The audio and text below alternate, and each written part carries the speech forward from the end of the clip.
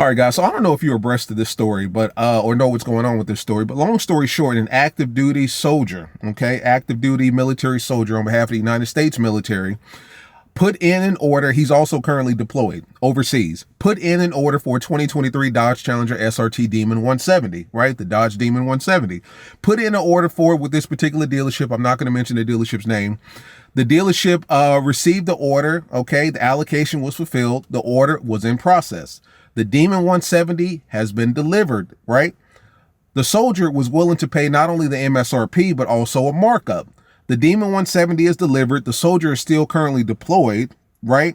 He was going to have one of his family members come and pick the car up, drop off the deposit, whatever the case may be. Tell me why the Dodge dealership that this Demon 170 was delivered to, they sold it. They sold it before the soldier could get his hands on it, before his family could get their hands on it. He was promised an allocation. This man was willing to pay the markup for this car, but they sold it right from under him. Well, of course, that's not right. Dodge, that's right. The company themselves stepped in, and you already know what happens next. Let's talk about it. What's up, guys? It's your boy Knockout 360 here with another video, man. So as you can tell, I'm in a car that makes this a car vlog. You don't know what's going down when I come around. Let's get into it. I've got car content, car shows, car reviews, car meets, anything and everything car related happens on this channel. So if you're into that, make sure that you stick around. For everyone else, hit that subscribe button as well as that notification bell so that you know what's coming out and when it's coming out. So boom. I kind of gave you a brief synopsis of the story in the beginning, but I'm going to break it down a little bit further now. Active duty United States soldier, right, who is currently deployed overseas, puts in an order. He puts it in the legitimate way, works through the dealership, the whole nine, willing to pay not only the MSRP, but the markup on top of it, right? Agreed to the markup on top of it. Puts in an order for a 2023 Dodge Challenger SRT DEMON 170. Now, this story has been on the internet for probably the last week or so. It was one of those things where I didn't want to film anything on it until I confirmed that it's actually real or actually true. But he puts in an order for the Demon 170, receives allocation, right? The dealership receives the go-ahead to put the order in or whatever the case may be. The Demon is built. The Demon is being delivered, right? Currently being delivered to the dealership that he ordered it from. As soon as the Demon 170 touched down, mind you, this car has been allocated to this man, this soldier who is currently deployed. He was going to have his family come and pick the Demon 170 up once it touched down. The dealership, instead of holding the car, reserving the car like they were supposed to, I would imagine there's some sort of legal ramifications as well. Like once you put in an order for a car and it's got your name on it, you should be able to, you know, hold this car. So before the soldier could pick it up, the dealership sold it. They sold it to a higher bidder. So in other words, somebody came off the street, saw the Demon 170 and said, I want that. How much are you selling it for? They essentially sold it for higher than what they promised the soldier. So they promised the soldier a particular price, the MSRP plus the markup. Well, this person wanted it, who was in person at the time, and they sold it to them for an even higher markup. Well, the soldier was pissed off. You know, obviously, quite naturally so. This is simply wrong, you know, to do someone like this. For one, to do anyone like this is wrong, right? Especially when they've gone through all the proper channels to reserve the car, to order the car, to purchase the car, right? It's not one of those things like, well, you know, it's best efforts or I'll talk to my homeboy and see what he can do for you. No, this man, to my understanding, went through all the proper channels, put the order in, just like I put the order in for this Hellcat, and I've got a funny story about that. Just like I put my order in, received allocation, it was delivered. This man was willing to pay not only MSRP, but the markup for it. He was willing to do what was necessary to buy this car. And on top of that, to make things worse, he is active duty military, right? So, I mean, at that point, there's no loyalty to anyone, whether you're a regular person off the street, such as myself, or whether you are in the military fighting on behalf of our country. There's no loyalty there whatsoever. So long story short, that car has been sold. Like, it's gone. Like, the paperwork has been filled out. The keys have been handed over. The Demon's gone. This story went viral. A couple other YouTubers have done some videos on it, I think. The story goes viral. The blog goes viral. Dodge hears about it, right? Dodge CEO Tim Kuniskis, right? That's the guy that we've seen at all of the Dodge presentations when he's releasing the new Hellcat, the new Demon, so on and so forth. He hears about it and steps in right away.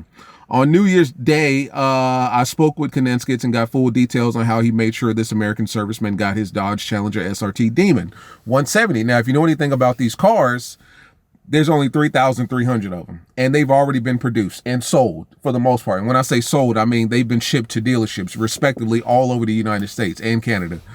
So this guy ordered a very specific trimmed, very specific color. It wasn't just a black one like mine or a white one or something like that. He wanted it in the F8 green. He wanted, I think the leather seats and so on and so forth.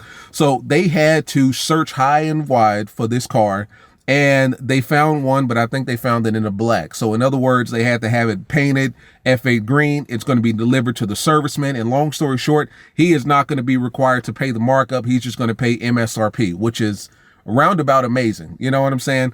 Considering everything that this particular serviceman went through to get this car, having been lied to and deceived by this particular dealership, which will remain nameless. Having gone through all of that and still able to get his hands on a Demon 170, which is a one of 3,300 car in the world. And now he's only paying MSRP for it with no markup, because I would imagine the markup was anywhere between 50 to 100,000 over MSRP. I mean, you know what these cars are going for. Going from that to basically getting his car and paying MSRP for it is a blessing. So it's a roundabout blessing. It's one of those things like, I hate that I had to go through that, but it worked out in the long run. You know what I'm saying? So it worked out for him. He's going to get his hands on the Demon 170. Dodge CEO Tim Kuniskis jumped in, and they located a Demon 170 somewhere in the United States of America. And it just so happened that it had all of the other options that he asked for, but it didn't have the color because he wanted it in an F8 green. I don't know why he would want it in an F8 green. That's kind of, that's my least favorite color from Dodge, is the green, but that's just me. But it will be painted, it will be delivered, and he will get it at MSRP, which is, like I said, a long story, kind of a roundabout blessing for him. Now, the funny thing about dealerships, man, is they're going to make the sale regardless. When I put my order in for my Hellcat, and mind you, this is the first time that I've specially ordered a car. Every other car that I bought, I just bought it from the damn dealership lot. But they specifically told me that regardless of it being your allocation, regardless of you ordering it specifically, regardless of your name being on the window sticker, we will sell your car if you do not pick it up within 30 days. I think I was told 30 days. In other words, I have 30 days to pick my car up. Otherwise, they're going to sell it to the next person. They do not care. Dealerships do not play around when it comes to cars. Now, this situation with the Demon, completely different, because I don't even think it was a situation of 30 days. I think it was a situation of once the Demon touched down, somebody off the street saw it and was willing to pay more for it than the soldier who had his, name on it, who reserved it. And the dealership did some shiesty stuff and sold it to the person off the street. That's a different story. If that had happened to me, that would have been a completely different story. But dealerships do not play. They are interested in making a sale. They do not care about loyalty. Customer loyalty, anything like that. They are trying to make the sale. And unfortunately, I'm sure stuff like this happens all the time. In this particular case, because it was the top of the line Demon 170, and the fact of the matter is that he's an active duty military soldier, that kind of amplified it and put it into the media, to where you and I know about it. But I'm sure this happens all the time. I'm sure people go into dealerships, put in an order for a specific car, take delivery of it, and then the dealership gives them a call and say, oh man, something happened and the car was never delivered. You're gonna have to put in another order, knowing damn well they sold that car for twice the price to someone else who's on the street currently driving it. Dealerships are going to make the sale regardless. There's no loyalty whatsoever when it comes to the buying process of a car or ordering process of a car. They are interested in making a sale, not, in pleasing you or making this a fun, comfortable experience. That's not their purpose. Like I said, my name is on top of my window sticker, and my car has been spec'd out exactly how I wanted it. Leather interior, sunroof, black on black, red calipers, particular rims that I ended up taking off. Particular rims, all that stuff was because I wanted it. Even the silver emblems. People always ask me, why didn't you go with the black emblems? I wanted the silver. I wanted the SRT to pop. But they told me straight up, listen, you've got 30 days to pick this car up. Otherwise, we will sell it to somebody else. We don't care, And on top of that, they told me they would put the markup back on the car once they sold it. So I'm getting it at MSRP. Once they turn around and sell it to somebody else, they will put that markup right back on top of it. And my car will be sitting at Dodge Keffer, for $120,000, knowing damn well I didn't pay nearly as much as that. So dealerships are going to make the money regardless, man. There is no loyalty in the buying process, and that's something you guys need to keep in mind. In this particular situation, however, this is just straight, this is dirty work. This is nasty work on behalf of the dealership. I'm glad that it worked out for the soldier. I'm glad that he was able to get his hands on the Demon, and I'm glad that he was able to get his hands on the Demon at MSRP as opposed to paying the markup. You know what I'm saying? Yeah, like literally, I'm glad that he was able to get it at MSRP as opposed to paying the markup. And not only that, he got it in the color that he wanted because it's going to be painted, and he got it in the exact spec that he wanted because they were able to find that particular car. I think it's dope, man. You know what I'm saying? I think Tim Kuniskis and Jay Leno, they say Jay Leno teamed up to help this man out and help him get his hands on that Demon 170. You know what I'm saying? Shout out to Jay Leno. I think he is a big Dodge collector. I think I've seen a couple of his collections, and I do remember he had the first Hellcat, the slim body. I think it was in a Challenger. And then I think he got the Red Eye or the Demon, the first Demon in 2018.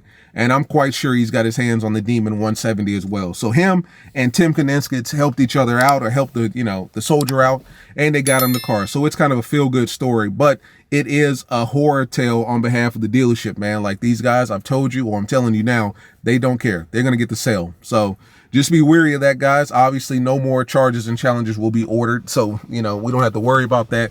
But I thought that was an interesting story, man. As always, it's been your boy Knockout 360, man. I'm glad the soldier got his hands on that Demon, man. See you in the next one. Peace.